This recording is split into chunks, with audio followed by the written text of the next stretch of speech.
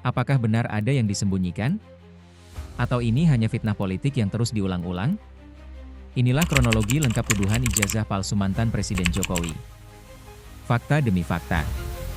Tanpa framing.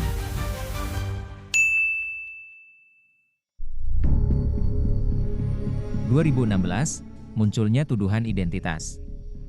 Awal mula munculnya isu bukan soal ijazah, tapi soal identitas. Akhir 2016, Bambang Trimulyono menerbitkan buku berjudul Jokowi Undercover. Dalam bukunya, ia menyebut asal-usul Presiden Jokowi tidak jelas. Tuduhan itu langsung viral, tanpa bukti kuat. Bambang pun akhirnya ditangkap, dan dijatuhi hukuman karena menyebarkan hoaks. Tahun 2019, tuduhan di Facebook. Tahun 2019, muncul lagi. Kali ini lewat Facebook. Akun Umar Khalid Harahap menuduh ijazah SMA Jokowi palsu. Dia menyebut Jokowi lulus dari SMAN 6 Solo tahun 1980, padahal sekolah itu katanya baru berdiri 1986. Tapi ternyata, SMAN 6 Solo dulunya bernama SMPP.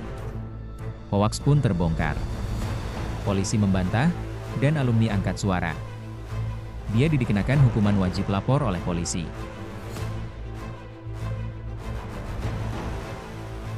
Namun puncaknya terjadi pada Oktober 2022. Bambang Tri kembali muncul. Kali ini menggugat Jokowi ke Pengadilan Negeri Jakarta Pusat. Ia menuduh Jokowi memakai ijazah palsu SMA dan kuliah saat nyapres. Gugatannya juga melibatkan KPU dan Kemendikbud. Sayangnya, tak lama setelah gugatan dilayangkan, Bambang Tri mencabut kembali gugatannya. Sebuah pertanyaan besar bagi publik atas kejadian itu, kira-kira apa yang menjadi penyebab dicabutnya gugatan tersebut? Sebelum kita lanjutkan kronologinya, mari sedikit kita ulas, siapa Bambang Tri sebenarnya? Bambang Trimulyono. Bukan nama besar dari kalangan akademisi, bukan pula tokoh politik kawakan. Tapi ia berhasil mengguncang jagat perpolitikan Indonesia. Lahir dan besar di Blora, Jawa Tengah, Bambang dikenal sebagai sosok sederhana. Aktivitas hariannya tak jauh dari ternak kambing, ayam, dan menulis buku di sela waktu senggang. Namun di balik kesederhanaannya, tersimpan sisi kontroversial yang luar biasa. Tahun 2016, Bambang menerbitkan sebuah buku berjudul Jokowi Undercover. Buku ini meledak, bukan karena prestasi literasi, tapi karena isinya menuduh Presiden Jokowi menggunakan identitas palsu, menyaksikan silsilah keluarga presiden, hingga menudingnya memiliki hubungan dengan PKI. Buku itu ditulis tanpa referensi kuat, dan dikatakan penuh kebohongan. Polisi menyebut, luar biasa bohongnya. Akibatnya, Bambang dijerat UU ITE dan divonis 3 tahun penjara. Namun tak berhenti di situ. Pada 2022, Bambang kembali muncul, kali ini menggugat keaslian ijazah Presiden Jokowi ke Pengadilan Negeri Jakarta Pusat. Kasus ini sempat viral dan kembali memancing debat publik. Mengapa Bambang Tri tampak gigih mempersoalkan ini? Bambang Trimulyono mungkin bukan siapa-siapa di atas kertas. Tapi dalam lanskap politik Indonesia, ia adalah simbol dari satu hal, bahwa siapapun bisa memantik kontroversi besar, hanya dengan narasi yang mengguncang. April 2025. Presiden Jokowi akhirnya balik melawan. Ia melaporkan 5 orang ke Polda Metro Jaya atas dugaan pencemaran nama baik, gara-gara tuduhan ijazah palsu yang tak kunjung reda. Tapi ini bukan laporan biasa. Jokowi datang langsung.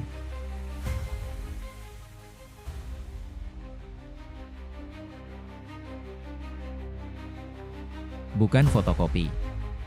Bukan scan. Ijazah fisik. Ia tak hanya bicara, tapi juga menyerahkan 24 video sebagai bukti. Bahkan, ia mempersilahkan ijazahnya diuji forensik digital oleh penyidik. Ya ini kan bukan objek penelitian, kan sudah menghina saya sehina-hinanya, sudah menuduh ijazah itu ijazah palsu, sudah merendahkan saya serendah-rendahnya. Ya nanti dibuktikan lewat proses hukum.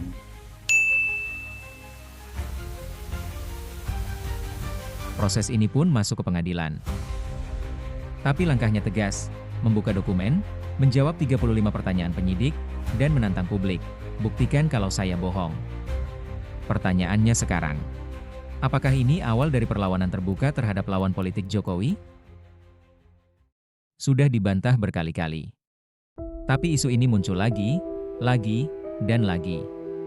Ijazah Jokowi. Asli atau palsu? Dan pertanyaannya, kenapa ini terus diangkat? Jawabannya simpel, karena politik butuh bahan bakar. Karena setiap isu bisa jadi senjata. Isu lama, dibungkus baru, dilempar ulang. Untuk apa? Menggiring opini, membakar emosi, dan menciptakan keraguan. Mereka tahu, kalau terus diulang, publik bisa lupa mana fakta, mana fitnah. Apalagi kalau tidak ada perlawanan hukum. Dan itu yang dulu terjadi. Isu ini dibiarkan, sampai dianggap boleh diperdebatkan. Tapi sekarang, Jokowi melawan. Langkah ini bukan sekadar membela nama, tapi memberi pelajaran, fitnah bukan opini. Dan jika dibiarkan, yang bohong bisa terlihat benar, yang diam bisa dikira salah. Kita hidup di era politik digital. Dan di sini, siapa yang paling keras, sering dianggap paling benar.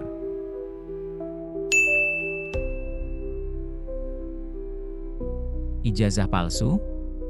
Faktanya, belum ada keputusan pengadilan yang final. Proses masih berjalan. Tapi publik sudah lebih dulu mengadili. Masalahnya bukan lagi sekadar dokumen, tapi soal bagaimana kita memperlakukan kebenaran. Di tengah banjir narasi, framing, dan potongan klip. Apakah kita benar-benar mencari jawaban? Atau sekadar menikmati amarah yang dibungkus opini? Apakah kita mengkritisi? Atau hanya mengulang-ulang suara yang paling keras? Disinformasi itu canggih. Ia tak butuh bukti. Cukup sering diulang, cukup banyak dibagikan. Dan tiba-tiba, yang palsu bisa terlihat lebih meyakinkan.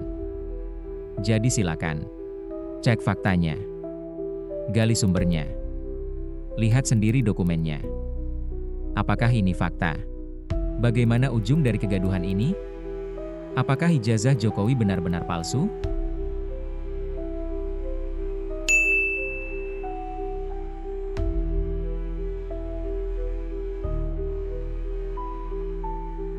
Terima kasih sudah menonton. Pastikan kamu subscribe, like, komen, dan share sekarang.